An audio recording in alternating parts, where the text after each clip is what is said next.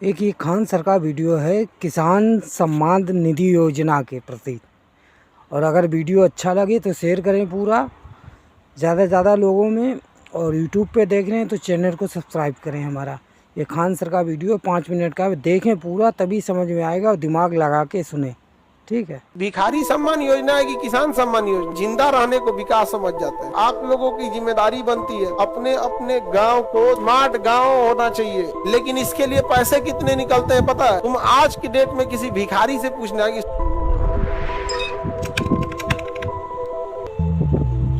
किसान सम्मान निधि जो है 6,000 रुपया सालाना है। 6,000 रुपया सालाना 6,000 है ना जी। महीने का कितना? 500, मतलब महीने का 2,000 500 रुपया हर महीने देगा ना, कितना आएगा? 6,000। आप जरा तुम सोचो, 500 रुपया महीना का किसान का सम्मान निधि मिल रहा है। दिन का बताओ कितना? 500 में 30 से भाग दे दो, कितना रुपया होता है? 16 रुपया। 16 रुपया। तो किसानों का सम्मान इतना है कि आपको प्रतिदिन 16 रुपया मिलेगा।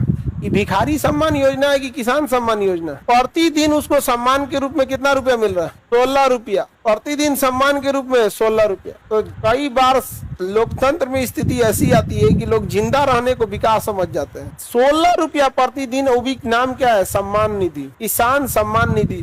तुम आज की डेट में किसी भिखारी से पूछना है कि 16 रुपया प्रतिदिन दिया जाएगा, भीख मांगोगे? कहेगा तुम भाई भीख मांग, मेरा असिस्टेंट बन के तुम भीख मांगोगे? नहीं समझ में? आज के डेट में 16 रुपया में आप नाश्ता ठीक से नहीं कर पाएंगे, आप अच्छा से कहीं पे भी नाश्ता नहीं कर पाएंगे।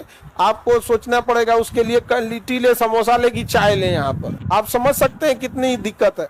लेकिन इसके लिए पैसे कितने निकलते हैं पता है? ऊपर से 70,000 करोड़। वहां से क्या निकलेगा? 70,000 करोड़।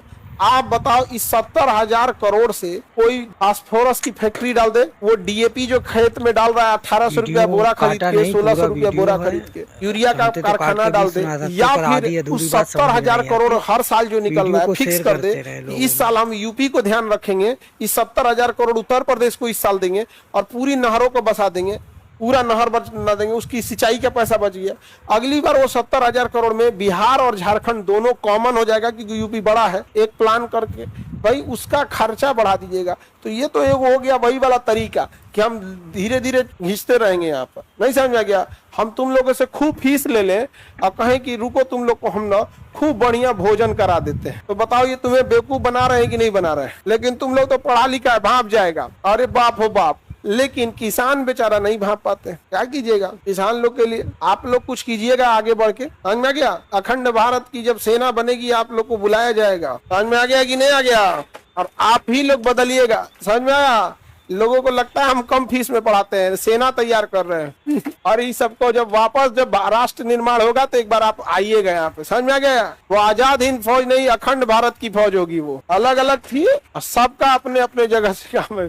और तुम लोग को, बाकी सब लोग को लगता है हम सस्ता में पढ़ा रहे हैं। अरे बाबू बड़ी दूर तक सोच के रखे हैं। समझ रहे हैं कि नहीं? आप लोग हर गाँव तक, आज हर गाँव तक अगर हम कुछ कहें कि ये बात पहुंचाना है तो आप पहुंचा सकते हैं ठीक से, कि ये वार्ड तक पहुंच सकता है, बिल्कुल पहुंच सकता है। यदि अगर हमें किसानों की कोई स्थिति चेंज करनी हुई, कोई टेक्नोलॉजी आई, उसमें हम प्रयोग किए, पहले ये हुआ ठीक ठाक रहा, उसके बाद अगर हम ये बताएं कि बाबू ये गांव तक पहुंचा देना, तो बताओ पहले सरकार पहुंचा पाएगी कि पहले आप लोग? तो फिर काहे को भरोसे बैठना है? तुम लोग खुद से ना चेंज कर सकते हो? और अगर हम लोग ये भीड़ जाएं कि एक रिसर्च, जैसे यहाँ Khan GS research centre, GS का रिसर्च हुआ, फिर ग्लोबल स्टडीज बन गया कि नहीं बन गया? उसी तरह अगर हर फसल पे रिसर्च करते करते, जैसे अगर 20 गो फसल पे रिसर्च कर दिया जाए तो मेनली 20 से 30 फसल आदमी बोता है घुमा फिरा के। सब्जी का 10-15 वेराइटी अमूमन आदमी बोता है, इधर गेहूं और धान की सबसे बड़ी समस्या ऊपरा से पीला हो जाता है। पेड़ में ऊपरा से क्या हो जाएगा? पीला हो जाएगा। नहीं हो जाता है? कौन सा टिड्डी उसको मारता है, कौन नहीं मारता है? समझ में आएगी नहीं आ गया यहाँ पे? तो इस सब में चेंजिंग ज्यादा जरूरी है, पैसा खर्च करके।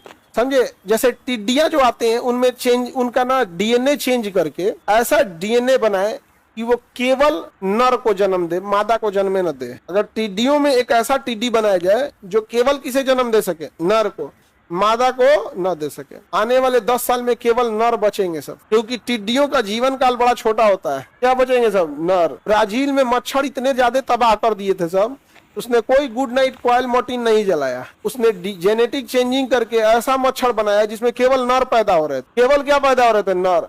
और उन मच्छरों को छोड़ दिया, और उसके बाद धीरे धीरे उनसे जो रिप्रोडक्शन हो रहा था वो केवल क्या हो रहे थे, नर।